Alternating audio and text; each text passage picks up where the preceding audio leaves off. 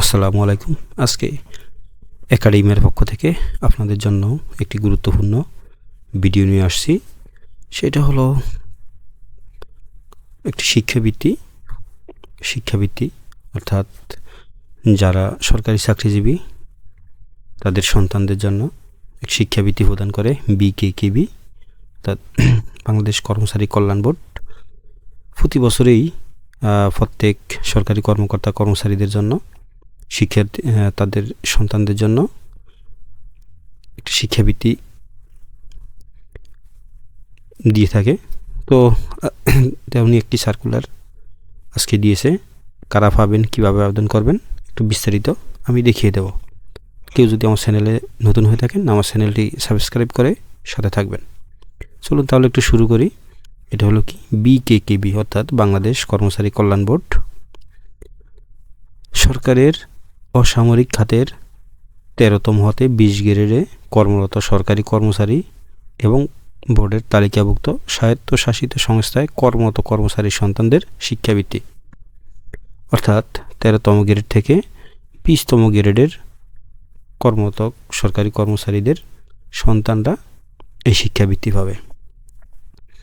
এবং কারা পাবে? সরকারি ও বোর্ডের তালিকাভুক্ত স্বায়ত্তশাসিত সংস্থার সকল গ্রেডের অক্ষম, অবসরপ্রাপ্ত এবং মৃত কর্মচারী সন্তানদের শিক্ষাবৃত্তির দরখাস্ত আহ্বান।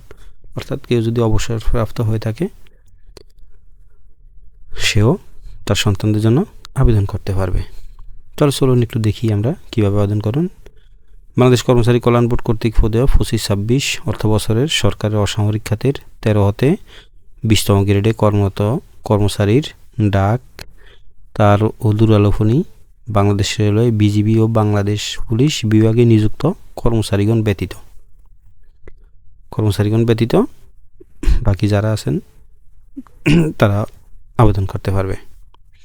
এবং বোর্ডের তালিকাভুক্ত স্বায়ত্তশাসিত সংস্থায় কর্মরত কর্মচারী সন্তানদের, বোর্ডের বলতে আপনার এই যে কর্মচারী কল্যাণ বোর্ড বিকেবিতে যারা চাকরি করেন তাদের সন্তানদের জন্য শিক্ষাবৃত্তি এবং সরকারি ও বোর্ডের তালিকাভুক্ত স্বায়ত্তশাসিত সংস্থার সকল গ্রেডের অবসরপ্রাপ্ত অক্ষম সন্তানদের শিক্ষাবৃত্তির জন্য অনলাইনে আবেদন করা যাচ্ছে। এই আবেদনটি মূলত আপনাকে অনলাইনে করতে হবে। অনলাইনে করলে অর্থাৎ সরাসরি এখানে আবেদন করার কোনো সুযোগ নেই। সেক্ষেত্রে আপনাকে কী করতে হবে? ইউআরএলে ই-সার্ভিস বিকেবিতে যাইতে হবে, আবেদন করতে হবে। দেখেন একটা গুরুত্বপূর্ণ জিনিস, যেখানে আবেদন করতে হবে আপনাকে 1 জানুয়ারি থেকে সকাল 9টা থেকে 1 ফেব্রুয়ারি 2026 বিকাল 5টার মধ্যে আপনাকে দাখিল করতে হবে। অবশ্যই আপনাকে অনলাইনে সাবমিট করতে হবে, কোনো হাতে দেওয়া যাবে না। তো চলুন একটু ওয়েবসাইটে আমরা ঢুকে দেখি। সরাসরি আমি ই-সার্ভিস বিকেবিতে চলে আসলাম। চলে আসার পরে এখানে আরেকটা আছে, দেখেন একটা সার্কুলার আছে, আমি এখান থেকে বেরিয়ে গেলাম। কি করতে হবে আপনাকে? রেজিস্ট্রেশনে যদি আপনি ক্লিক করেন, আমি যদি রেজিস্ট্রেশনে যাই, রেজিস্ট্রেশন এটাই থাকবে। আপনি ব্যাকে আসবেন, অর্থাৎ এই সার্ভিসের প্রধান ওয়েবসাইটে চলে যাবেন। ওয়েবসাইটে যাওয়ার পর এখানে শর্ত ও দরখাস্ত করার নিয়মাবলী আছে। দরখাস্ত করার নিয়মাবলীতে আপনি প্লাসে যদি ক্লিক করেন তাহলে এখানে আপনার একটা ইন্টারফেস আসবে। এখান থেকে আপনি পরে নেবেন কি যোগ্যতা থাকা লাগবে আবেদন করার জন্য। সবচেয়ে বড় যে যোগ্যতাটা, একটা শর্ত আছে, সেই শর্তটা আমি বলি। এটা হলো যে 13 থেকে 20 গ্রেডের মধ্যে থাকতে হবে। 6ষ্ঠ শ্রেণী থেকে সর্বোচ্চ পর্যায়ে অধ্যয়নরত, অর্থাৎ প্রকৌশলী বা যাই হোক MBBS যারা পড়ে তারা আবেদন করতে পারবে। অনধিক 2 সন্তানের জন্য, অর্থাৎ 2টি সন্তানের জন্য আপনি আবেদন করতে পারবেন। অর্থাৎ এর বেশি সন্তান থাকলে আপনি আবেদন করতে পারবেন না। অর্থাৎ 2জন সন্তানের জন্য আপনি আবেদন করতে পারবেন। ঢাকা মহানগরীতে কর্মরত কর্মচারীদের ক্ষেত্রে, ঢাকা মহানগর ও বিভাগের কর্মচারীদের ক্ষেত্রে নিজ নিজ বিভাগীয় কার্যালয়ে অনলাইনে আবেদন করতে হবে। অনলাইনে আবেদন করার জন্য কি, এই যে এটাতেই দেখা যায় সব কিছুই, ecservice.bkbb.gov.bd, এখানে আসলে আপনি আবেদনটা করতে পারবেন। তারপর কি করতে হবে আপনাকে, আর আপনি দেখে নেবেন এখানে আপনার ফি ফিক্সেশন যাই লাগে।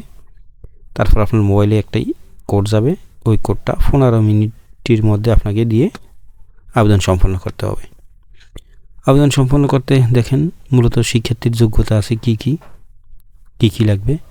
আবেদন ফর্ম প্রিন্ট করার পর শিক্ষা প্রতিষ্ঠান প্রদানের স্বাক্ষর ও সিল, অফিস কর্তৃপক্ষের স্বাক্ষর ও সিল সহ বিগত বছরের বোর্ড সেমিস্টার টার্ম ফাইনাল পরীক্ষা পাস করছে তার মার্কশিট ফটোকপি গেজেটেড অফিসার দিয়ে সত্যায়িত করে আপনাকে স্ক্যান করে দিতে হবে। চাকরিতে অনিয়মিত এবং বিবাহিত এরূপ ছাত্রছাত্রীগণ এই শিক্ষাবৃত্তি লাভের যোগ্য নন। অর্থাৎ চাকরিরত কেউ যদি চাকরি করে থাকেন, অনিয়মিত এবং বিবাহিত, তারা এই শিক্ষাবৃত্তি পাবেন না। শিক্ষাবৃত্তি পাওয়ার জন্য আপনাকে কী করতে হবে? জিপিএ 3 অথবা গড় 50% নাম্বার আপনাকে থাকতে হবে। প্রত্যেকটা শর্তাবলী এখানে দেওয়া আছে, আপনারা ভালো করে পরে নেবেন। তারপর কি করবেন? আপনি দেখেন এখানে রেজিস্ট্রেশন এবং লগ ইন দুইটি অপশান আছে। আপনার যদি এর আগে পূর্বে থাকে তাহলে আপনি আইডি এবং পাসওয়ার্ড দিয়ে দিবেন। আর রেজিস্ট্রেশন যদি কারো যদি না দিয়ে থাকে, আপনি রেজিস্ট্রেশনে ক্লিক করবেন। রেজিস্ট্রেশনে ক্লিক করার পর দেখেন এখানে আপনার বিস্তারিত দেওয়া আছে। লাল তারকা চিহ্ন ঘরগুলো অবশ্যই পূরণ করুন। অর্থাৎ এই ঘরগুলো আপনাকে পূরণ করতে হবে। যাতে পরিচয়পত্র নম্বর 13 ডিজিট হলে পূর্বে জন্মসাল যুক্ত করতে হবে। আপনার আইডি কার্ডে যদি 13টি ডিজিট থাকে, 13 ডিজিটের সাথে আপনার যেই জন্মসাল অর্থাৎ যেই বছরে আপনি জন্মগ্রহণ করছেন সেই সালটি পূর্বে অ্যাড করতে হবে। আপনি পুরো তথ্যগুলো সেভ রাখতে পারবেন। আপনি এখানে তথ্য ফিল আপ করে পরের ধাপে চলে যাবেন। তো আপনারা এখানে আবেদন করতে পারবেন।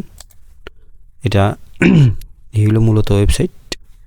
আপনি সরাসরি ওয়েবসাইটে চলে এসে এখানে ই সার্ভিসে গিয়ে তারপর আপনাকে আবেদন করতে হবে। তো আজ এই পর্যন্তই।